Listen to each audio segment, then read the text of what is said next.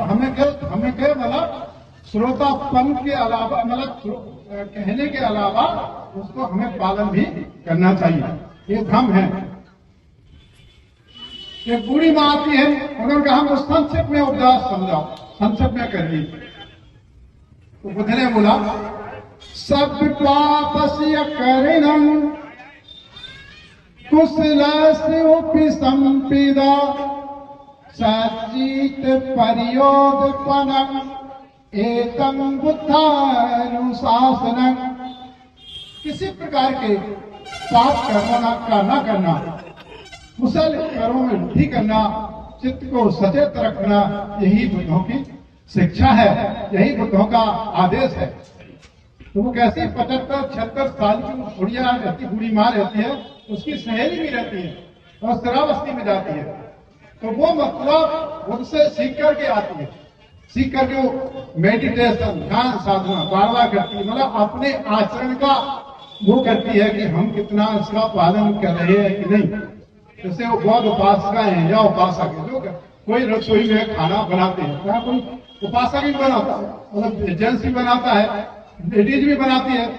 जैसे चावल लिया या दाल लिया, तो ऐसा तो नहीं कि चावल लिया और जाकर के सीधा पानी में कुकर में रखा और चढ़ा दिया, ऐसा तो नहीं करते ना। उसको क्या करते हैं कि पहले बर्तन में निकालेंगे, उसको फटकारेंगे, साफ सफाई करेंगे, फिर भैया उसको धोएंगे। तब विश्वास हो जाता है कि उसमें किसी प्रकार की अशुद्धि नहीं है, शुद्धि है। तो मतलब ऐसे वो बूढ़ी माँ जो होती है, सील समाधि प्रज्ञा का अभ्यास करती है और निब्बान में मतलब होता है जो बुराइयों से वो मुक्त हो जाती है। यही बुद्धों की शिक्षा है। भगवान बुद्ध ने जो एक विशाखा रहती है कि जो इसने जो जेतवन बिहार जो रहता है, जो अनाथ पिंड सेठ ने सोने के सिक्के बिछा करके, मतलब इतना कीमती है कि आपको अडानी का ही मकान और या अंबानी का भी इतना कीमती मकान ही होगा। 50 एकड़ की जमीन में लगभग ज्यादा हो सकती है, ध्यान मतलब पूरा क्लियर नहीं है। ये मोहर कितनी रहती, इतनी सी जगह एक इंच बिछेगी। सोने के सिक्के बिछा करके अनाथ पिंड सेठ ने मोहरों से उसको ढका था। वो बिहार बना था 72,000 करोड़ की लागत में, वहां पर निवास करते थे। और स्वयं जो विशाखा ने उसका एक बार जो सोने का हाथ रहता है, इसको 9 लाख बोलते हैं, 9 लाख को 9 करोड़ का था। बुद्ध के समय में 9 करोड़ उसकी कीमत थी, जिसको 500 सुनारों ने मिलके बनाया था। वो छूट जाता है और छूट गया तो उससे क्या हुआ कि वो जब भाग लेने उसकी दासी आती है, उसने कह दिया था कि अगर भगवान के हाथ में लग गया, आनंद के हाथ में लग गया है, तो उसको मतलब उस हाथ को मत लाना। अब उसे वो भगवान ने उसको संभाल के रखा था। तो भगवान के पास जाती है कि आप भगवान इस हाथ को आप मतलब ग्रहण करें। तो भगवान ने कहा कि हम तो मतलब हुए हैं और हम तो हाथ लेते नहीं है। उसने कहा हमारी काम चाहिए। तो बुद्ध ने कहा ऐसा काम का नहीं है। तो उसने फिर बुद्ध ने कहा कि बिहार बनवा दो। उसने 18,000 मतलब की लागत से पूरा बिहार बनाया।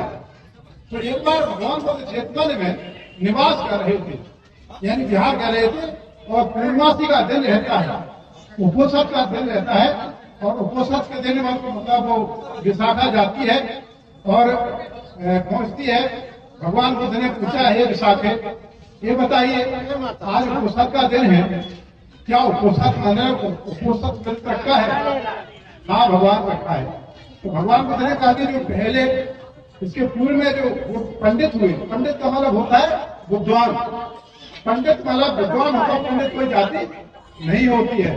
ये मतलब धम्पन का 6वां पंडित बक्को भी है, और धम्पन भी जिसने सारी काम वासनाओं का त्याग कर दिया वो ब्राह्मण होता है। तो वो उसने भगवान बुद्ध ने समझाया कि 3 प्रकार के लोग उपोषण रखते हैं।